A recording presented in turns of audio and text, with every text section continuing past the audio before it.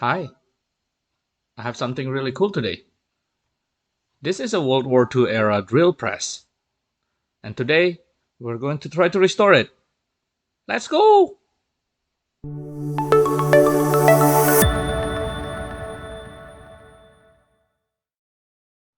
Let me start by saying that I don't really need a drill press, but when this thing showed up on my local Facebook marketplace, I thought it looks really cool, so I paid 80 bucks for it.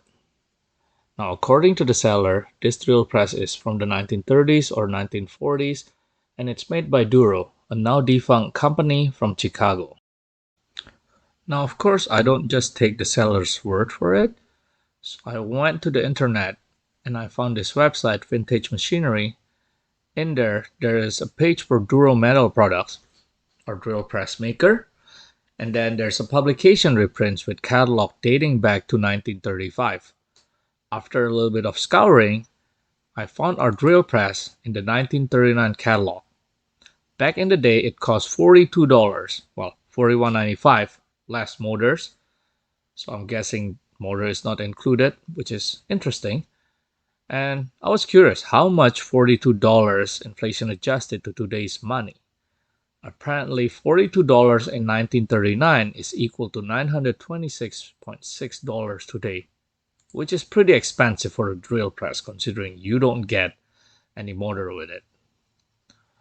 Also, 1939 was a wild time. Check this out. There were drill press, four of them put together, merged onto one table. I don't know what they use this for, but I think this is quite crazy. I would like to see this in real life. And another thing that I would love to see in real life is this table saw.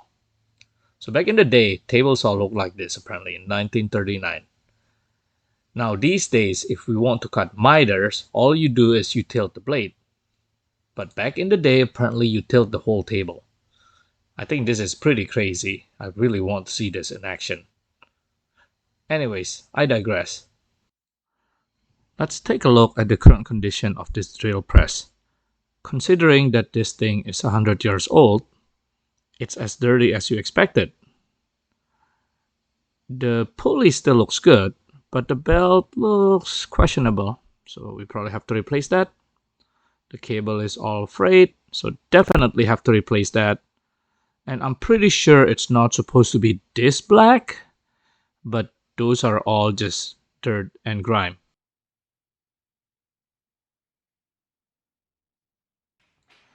Oh, by the way, this thing still runs. It's just really loud and really shaky. It shakes so much that my neighbor thought there's a mini earthquake coming from my garage.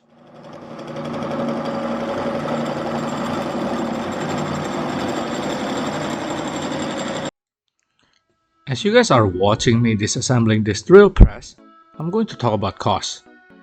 I spent 80 Canadian dollar for this drill press.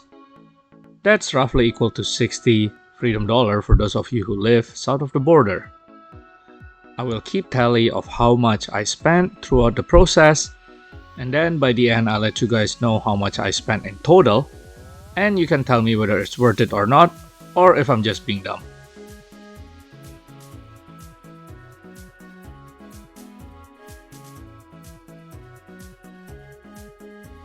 By this time, you guys probably noticed that I sit on the floor a lot to do my project. Honestly, I just enjoy sitting on the floor. Don't hate.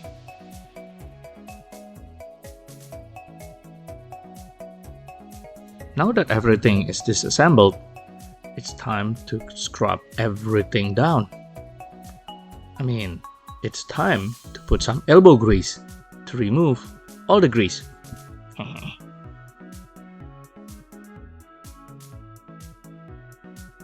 And when I say grease, I wasn't kidding. Look at this. Oh my god.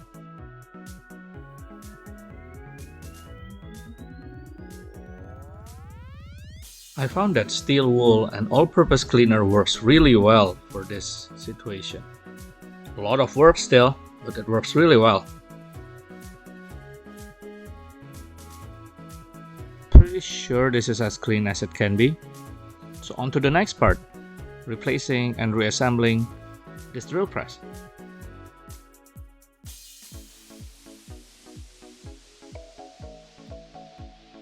I bought this new sets of cable and switch for around $30.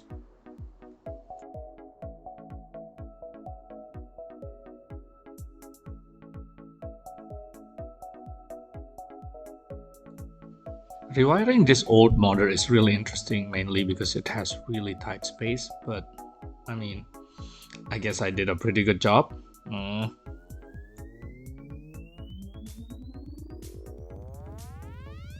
now, on to reassembling everything back together.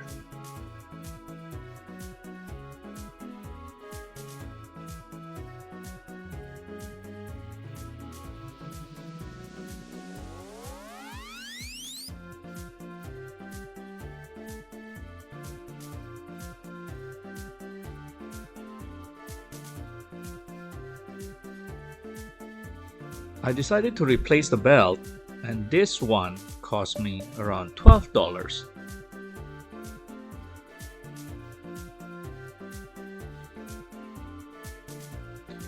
I got this retro looking switch because I think it matched really well with the drill press, because I'm cool like that.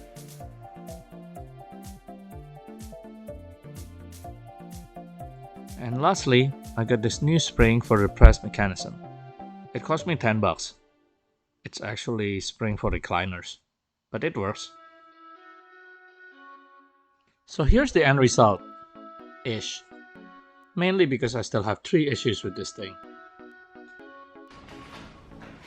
Issue number 1. This drill press lands a lot smoother now, but when I put the chrome lid thingy, it rubs the body and it just sounds really bad.